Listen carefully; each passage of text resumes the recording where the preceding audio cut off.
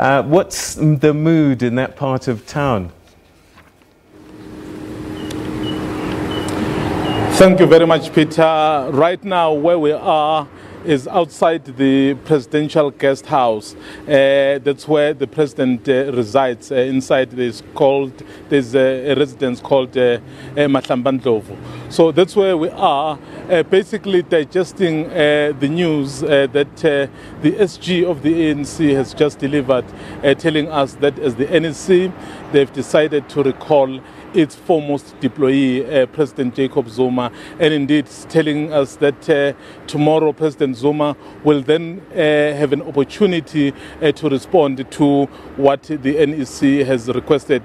Ace Makashule did tell us that as much as in principle they were agreed that President Zuma would resign, but it was the issue of time. Remember, he is currently the chairperson of SADC, and of course, in July, he will be hosting the BRICS Summit, and I can imagine, so those were some of the issues that informed perhaps that 3 to 6 months. But Peter, with me is Tshepo Ikaneng, one of my colleagues who is also the presidential correspondent, who's been monitoring developments as we were in Cape Town last week, to just bring us up to speed as to how does he see the unfolding of the events up to this point. Thank you very much, Mzwa. It has been a tumultuous kind of 2 weeks. When this talk started, when President of the ANC, Cyril Ramaphosa, started talking about engaging the president, shortly after his visit to Davos, we started to really get the feelings that something was going to move. And we saw during those few days as behind the scenes kind of engagement where they were trying to see as to how they're going to be managing what they refer to then as transition. The story gripped the international media because obviously there was interest about people knowing about the fate of President Zuma. The rest is history, the postponement of the SONA, including the late night meeting that took place here in Mahlambandlovu on Sunday night, where really he was coming here to basically come and try to persuade President Jacob Zuma to go in what they refer to in a dignified manner. That's when we started to interrogate. It was not only me, the whole country, media colleagues were all there, and we know the decision has been taken. I broke the story yesterday afternoon around 4 o'clock. I received countless of calls, and many people, especially those, my colleagues, to my surprise, questioning the credibility of what I was reporting. It was a bad feeling, but I knew that my sources won't fail me. I think I'm vindicated, and thanks for the support of my editor, also Fimokwena, including my colleague Tabiso Sitole, who came to me and tried to talk to me to say, Mfana, we trust you and we hope you are doing a good job. And for now, I'm very much relieved. And I think it's not a good thing to celebrate. This is a trying moment of our country. And I hope us as the media, we have a role to play in terms of trying to converse and educate and also inform our people out there. Tshepo, as one of the people who covers the president, after this announcement, what do you think, what is going through his mind? You knowing him for a very long time, what do you think is going through his mind right now?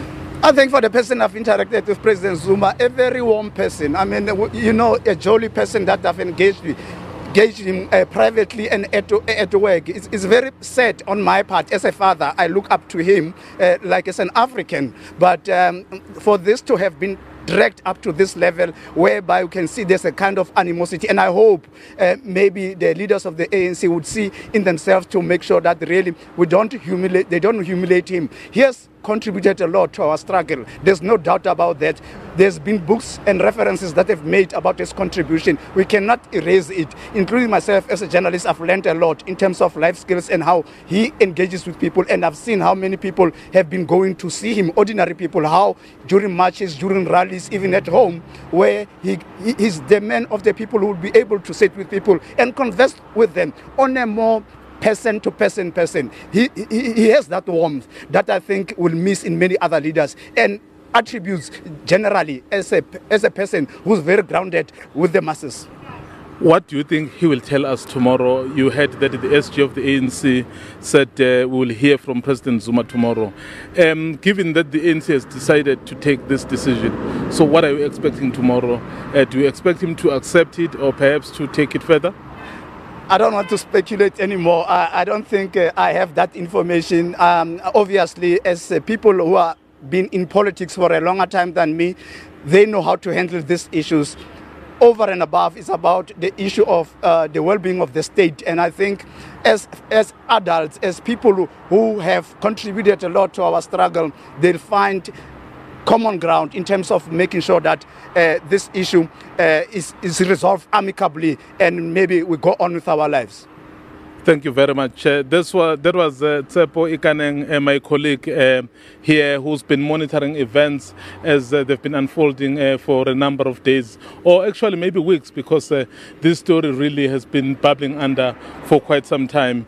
And indeed, our colleagues elsewhere would be able to bring us up to speed as to what is happening, and then we'll also be an eye here at the guest house in case there's something that is happening. So definitely we'll be able to give it to you as soon as it happens. All right, Mzwai, before I let you go, just one final question. Perhaps you can help us clear up this idea of a timeline, because the Secretary General kept on saying there is no timeline, and yet he then says that the President was going to respond tomorrow. Help us clear that up. What does that mean?